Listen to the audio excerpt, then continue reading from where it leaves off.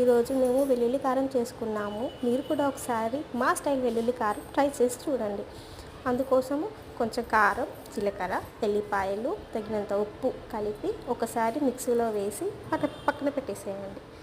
తర్వాత కొంచెం నూనె, అందులో జీలకర్ర, ఆవాలు, ఎండుమిర్చి, ఎల్లిపాయలు వేసి పోపు పెట్టేసుకోండి. మీ దగ్గర ఉంటే కరివేపాకు యాడ్ చేసుకోండి. ఈ వెల్లుల్లి కారము సర్ది ఉన్నప్పుడు, గొంతుకి రుచి తెలియనప్పుడు ఒకసారి ట్రై చేయండి. బాగా టేస్టీగా ఉంటుంది, మంచిగా తినాలనిపిస్తుంది. ఎంతో హెల్దీ అయిన వెల్లుల్లి కారం మా స్టైల్లో. ఒకసారి మీరు కూడా ట్రై చేసి చూడండి. నచ్చితే లైక్, షేర్, సబ్స్క్రైబ్.